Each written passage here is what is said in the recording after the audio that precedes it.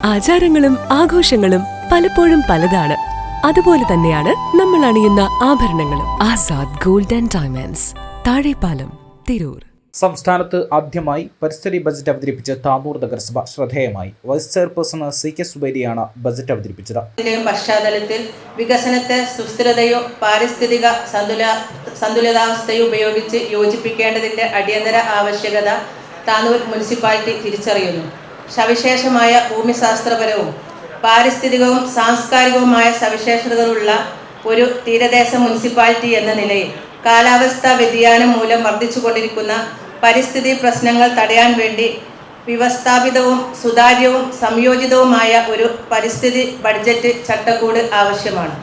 കേരളത്തിൽ ആദ്യമായി ഒരു പ്രത്യേക പരിസ്ഥിതി ബജറ്റ് അവതരിപ്പിക്കുന്ന മുനിസിപ്പാലിറ്റികളിൽ ഒന്നായിരിക്കും താനൂർ എന്നതിൽ അഭിമാനമുണ്ട്. പ്രാദേശിക ഭരണതലത്തിൽ കാലാവസ്ഥാ പ്രവർത്തനത്തിനും പാരിസ്ഥിതിക സംരക്ഷണത്തിനും മുൻകൈയെടുക്കാനുള്ള നഗരസഭയുടെ പ്രതിബദ്ധതയാണ് ഈ നാഴികക്കല്ല് പ്രതിഫലിപ്പിക്കുന്നത്.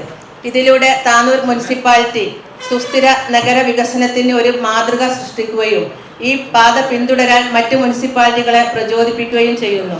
ഭരണത്തിൻ്റെയും വികസനത്തിൻ്റെയും എല്ലാ മേഖലകളിലും പാരിസ്ഥിതിക പരിഗണനകൾ മുഖ്യധാരയിലേക്ക് കൊണ്ടുവരുന്നതിനുള്ള ഒരു മുൻകരുതൽ നടപടിയാണ് 2025-26 സാമ്പത്തിക വർഷത്തെ താനൂർ മുനിസിപ്പാലിറ്റിയുടെ പരിസ്ഥിതി ബജറ്റ്. നഗരസഭാ ചെയർമാൻ റഷീദ് മോരി അധ്യക്ഷനായിരുന്നു. പാരിസ്ഥിതികമായി ഉയർന്നു വരുന്ന പ്രശ്നങ്ങളെ നമുക്ക് റോഡ് കോൺക്രീറ്റ് ചെയ്യുന്ന പോലെ, കുളം നിർമ്മിക്കുന്ന പോലെ, ഒരു കെട്ടിടം പണിയുന്ന പോലെ ഒരു ഇൻസ്റ്റന്റായി ചെയ്തു തീർക്കേണ്ട ഒരു പദ്ധതിയല്ല. ബോധവൽക്കരണങ്ങൾ, അതുപോലെ തന്നെ ചെറിയ കുട്ടികളിൽ നിന്ന് പോലും പരിസ്ഥിതി സംരക്ഷണവുമായി ബന്ധപ്പെട്ടുകൊണ്ട് അവർക്ക് അവയർനെസ് ഉണ്ടാക്കുന്ന രീതിയിലുള്ള പ്രോഗ്രാമുകൾ വളരെ പ്രധാനപ്പെട്ട രീതിയിൽ കായലുകളും തോടുകളും കുളങ്ങളും ഒക്കെ സംരക്ഷിക്കുക. അതിനേക്കാൾ അപ്പുറം വളരെ പ്രധാനപ്പെട്ട, നമുക്കറിയാം, നമ്മുടെ ഒട്ടുമുറം അഴിമുറിക്കുമ്പോൾ എല്ലാ വർഷവും ഉണ്ടാകുന്ന പതിറ്റാണ്ടുകളായി വരുന്ന സംഭവമാണ് സംഘർഷാവസ്ഥ. ഒരു ഭാഗത്തെ ആളുകളുടെ ജീവിതം മെച്ചപ്പെടുത്താൻ വേണ്ടി മറുഭാഗത്ത് അഴിമുറിക്കുമ്പോൾ അപ്പുറത്തെ ആളുകളുടെ കിണറുകളിലേക്ക് ഉപ്പുവെള്ളം കയറി വളരെ പ്രയാസപ്പെടുന്നു.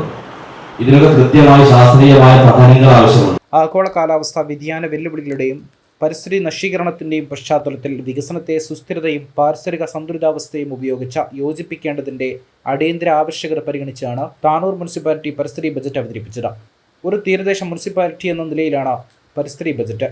സവിശേഷമായ ഭൂമിശാസ്ത്രപരവും പാരിസ്ഥിതികവും സാംസ്കാരികവുമായ സവിശേഷതകളുള്ള കാലാവസ്ഥാ വ്യതിയാനം മൂലം വർദ്ധിച്ചുകൊണ്ടിരിക്കുന്ന പരിസ്ഥിതി പ്രശ്നങ്ങൾ തടയാൻ വ്യവസ്ഥാപിതവും സുതാര്യവും സംയോജിതവുമായ ഒരു പരിസ്ഥിതി ബജറ്റിംഗ് ചട്ടക്കൂട് ആവശ്യമുണ്ടെന്ന തിരിച്ചറിവ് കൂടിയാണ് ഇങ്ങനെ ഒരു ബജറ്റ് അവതരിപ്പിക്കുന്നതിന്റെ പിന്നിൽ. പ്രാദേശിക ഭരണതലത്തിൽ കാലാവസ്ഥാ പ്രവർത്തനത്തിനും പരിസ്ഥിതി സംരക്ഷണത്തിനും മുൻകൈയെടുക്കാനുള്ള നഗരസഭയുടെ പ്രതിബദ്ധതയാണ് ഇത് വ്യക്തമാക്കുന്നത്. ഇതിലൂടെ താനൂർ മുനിസിപ്പാലിറ്റി സുസ്ഥിര നഗര വികസനത്തിന് ഒരു മാതൃക സൃഷ്ടിക്കുകയും ഈ പാത പിന്തുടരാൻ മറ്റ് മുനിസിപ്പാലിറ്റികളെ പ്രചോദിപ്പിക്കുകയും ചെയ്യുന്നു. ഭരണത്തിന്റെയും വികസനത്തിന്റെയും എല്ലാ മേഖലകളിലും പാരിസ്ഥിതിക പരിഗണനകൾ മുഖ്യധാരയിലേക്ക് കൊണ്ടുവരുന്നതിനുള്ള ഒരു മുൻകരുതൽ നടപടിയായിട്ടാണ് 2025-26 സാമ്പത്തിക വർഷത്തെ താനൂർ മുനിസിപ്പാലിറ്റിയുടെ പരിസ്ഥിതി ബജറ്റ് രൂപകൽപ്പന ചെയ്തിരിക്കുന്നത്. News desk 20 TV.